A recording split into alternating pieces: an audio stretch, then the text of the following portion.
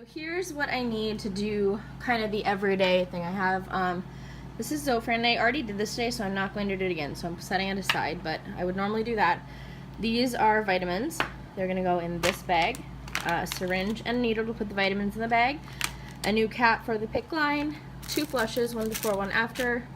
The tubing for the line, and the alcohol wipes. And you can see here, hopefully, this is what it looks like in my arm. And now I will show you how to assemble all of this in a sanitary way. I'm not a medical professional by any means, but this is just what I do every day in order to keep these babies growing. Okay, so hopefully you can see everything here.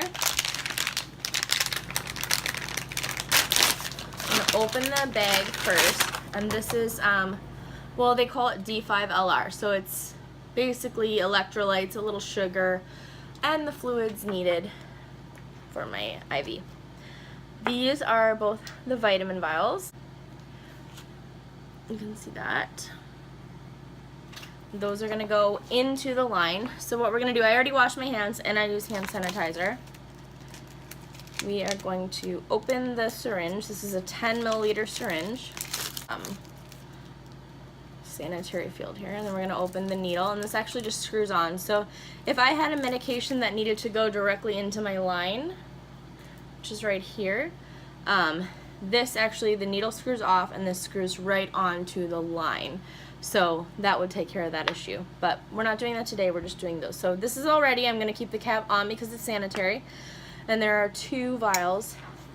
I'm going to grab an alcohol wipe. Clean it off for 15 seconds, which seems like a really long time, so I'll probably fast forward this in the video. Okay, now we're gonna take off the cap, pull it back 5 mils, because that's how much of the first vial there is. So we're gonna pull it back 5 mils, that's just air. Turn it around, push in the air,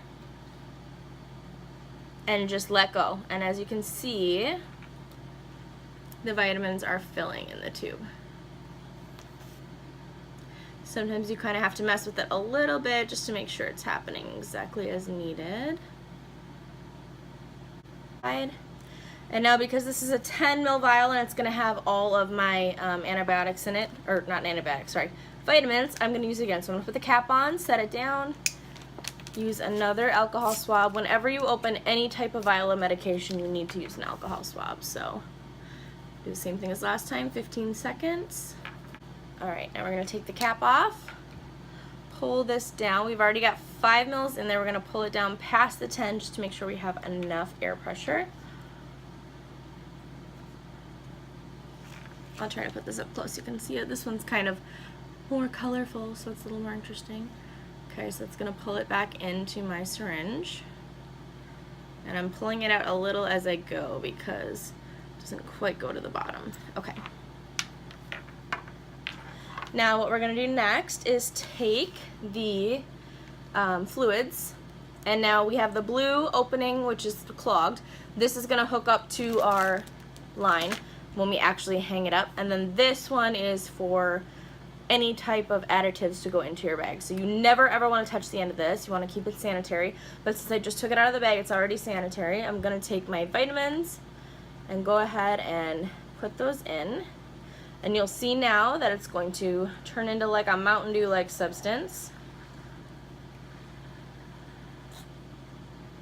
And we never want to shake the bag. We only want to put it back and forth a little bit to mix it, because the more you shake it, the more air bubbles you have to deal with when you're hooking up your line. Alright, so there we are with that. Now normally I would put the Zofran on Dancitron in next. But since I used it this morning directly into my line, I'm not going to do that. However, I am going to use another medication that deals with nausea directly in my line, and I will record that after I have this bag ready and show you how I do it. So the next thing we're going to do is prime the line. So you open this. This is your tubing. You want to keep everything shut. Don't mess with it at all. Kneeling because it goes faster, but I'm going to grab the pole. Okay, I've got the pole. I'm going to hang it up there. What I'm going to do first is grab my line, and whenever you get the continue flow tubing, it's going to be open. So if you can see this, that's open. That means it's going to run freely. So you want to close that first, otherwise your fluids are just going to fly through the line and spill everywhere, which nobody wants. So we're going to keep this end closed, and this is the end that's going to spike the bag with. So I'm going to try to do it right in front here. This blue one's going to come off, and then this is going to come off. This is the end of your tubing. We're going to stick it in here, and now not everybody does this, but this is what my nurse taught me to do, so I do this. I push it in just until it breaks the seal, and then I actually pull it out. I don't touch the end. I just squeeze out that excess air in my bag, because then when we get to the end of the bag, we're not sitting on air trying to finish up our infusion. So we're going to flip it over now, and because I already closed this, it's not going to run through on its own, so I'm going to squeeze it twice. Okay, there we go. We got that. Now I'm going to hang this up on the bag, and then I'm going to get it hooked up to my PICC line, and I'll show you how to do that now. Alright, so we have the line all hooked up and ready to go. This is the end of it, and it goes all the way up through the tube. Now what I'm going to do next is prime the line. So this is the bag that the line came in. I'm going to put the end in here. The end is still open. And now remember this piece that I told you to close so that it wouldn't just run straight through the line. We're going to open this a little bit. And I can't move the camera right now because I don't have that kind of skill, but it's going to come through the line slowly. I'm not sure if you can see this here. See, it's coming through the line. There's some air bubbles. Those are going to get pushed out of your line. They're going to come all the way down to the end in this bag. And when you see it come to the end, which is what I'm watching for, you are going to then close your line. Okay, it's come all the way through the end. I'm looking at the whole line. There's a few more air bubbles that are coming down, so I'm going to wait for those to go through. Alright, now those air bubbles are basically gone. Little champagne air bubbles are totally safe. They're not going to hurt you, but some people prefer to have none, so you can do that too.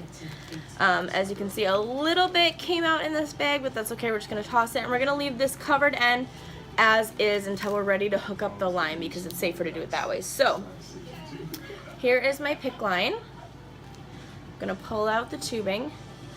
This is an alcohol port cover, sterile end that covers it up.